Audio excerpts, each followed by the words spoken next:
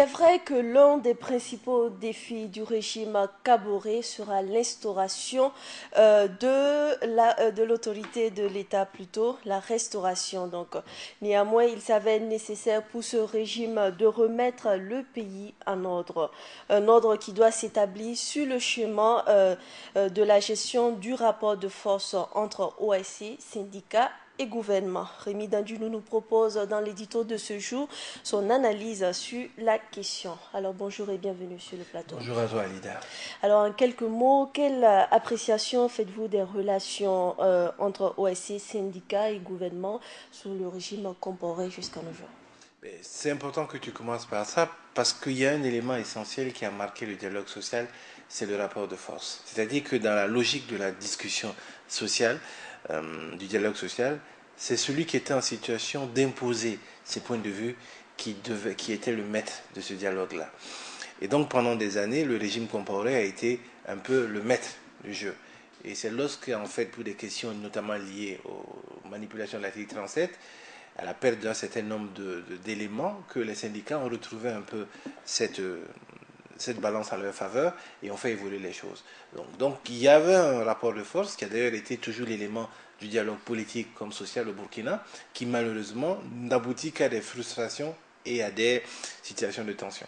Et donc il est important de ramener cette réalité-là à celle de 2016 de notre pays, parce que, comme dit Eisenhower, ce qui est urgent est rarement important, et ce qui est important est rarement urgent. Il n'y a pas de... L'urgence est dans le temps, l'important c'est de façon structurante pour notre pays. Et aujourd'hui, tout le monde présente les choses comme urgentes, c'est-à-dire donc à régler immédiatement. Et tout le monde espère que ce n'est pas le rapport de force, c'est-à-dire donc ce n'est pas la pression que je peux imposer aux uns ou aux autres que je pourrais faire passer mon point de vue. Et je pense que malheureusement, il faut effectivement que les acteurs sociaux de la discussion sociale et politique remettent cela à table et puissent rétablir un élément essentiel qui est celui du consensus minimum sur lequel chacun se sent engagé dans cette logique-là. Mais on a vu récemment que autant que les acteurs de la société civile, autant que les syndicats ont cette urgence-là qu'ils trouvent aussi importante pour la gestion de ce pays-là. Alors, qu'est-ce qui est urgent vraiment aujourd'hui pour les Burkinabés? Parce que ce qui est dans l'urgence, c'est des choses qui seront des choses de façon visible, symbolique. L'urgence pour moi, ce serait effectivement que les Burkinabés disent, voilà dans quelle direction ce gouvernement, ce président va nous amener, avec notamment son gouvernement. Mais ensuite, tout le reste devient important.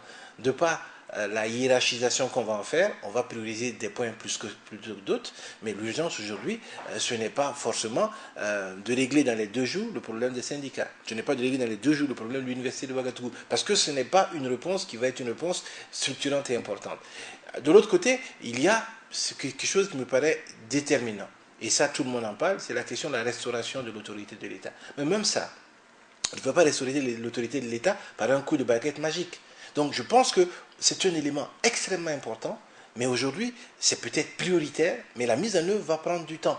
Donc il ne faut pas non plus que le régime en place donne l'impression de vouloir taper du poing, de vouloir faire marcher les gens au bâton et et à la baguette, parce que simplement cette question-là va se mettre en place avec des actes forts, mais qui seront des actes structurants sur le moyen et le court terme. Mais comment va s'annoncer notre paysage politique dans les prochains mois quand on sait que le président Kabore aussi veut mettre en place, opérationnaliser donc son programme et de l'autre côté il y a les syndicats et il y a les OSC.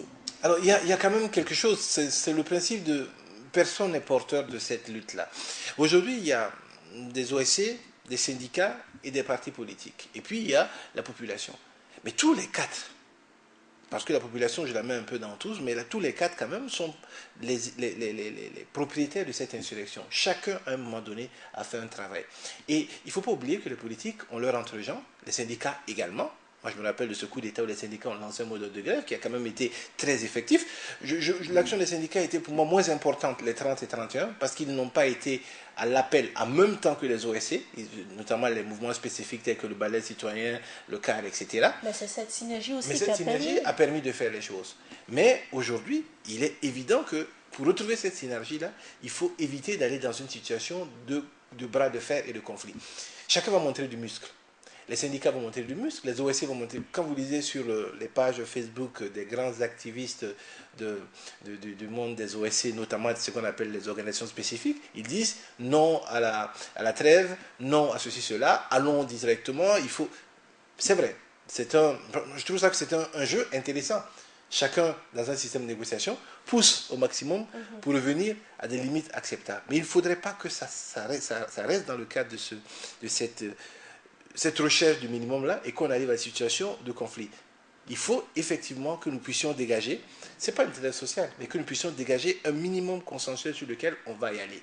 Et je pense que le président Roch Marc Kabore l'a dit, il va appliquer la loi, il va redonner force à la loi, mais il va également discuter. Je pense que c'est important. Mais il ne faut pas que les uns et les autres se braquent parce que nous devons faire l'économie de 6 mois de tension inutile.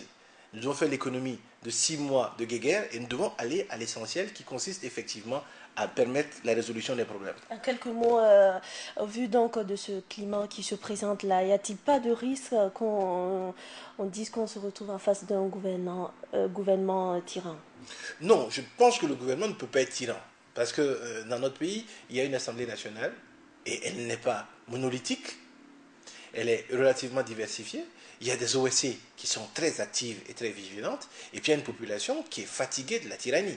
Donc on ne peut pas avoir un gouvernement tyran. Mais nous devons accepter que la force doit revenir à la loi. Après, nous devons également accepter que c'est un gouvernement que nous avons, et un président que nous avons élu, qui a fait un programme, qui a donc des priorités, qui a envie de mettre ça en œuvre, et nous devons l'obliger à ce que ces priorités-là se déclinent dans nos intérêts, mais pas dans une question de confrontation violente de société civile contre les partis politiques ou de syndicats. Syndicats, c'est société civile, mais les syndicats, parce que c'est un monde monolithique bien organisé contre le politique. Merci d'être passé sur ce plateau. Sadek fini pour l'édito de ce jour avec Rémi Danduno.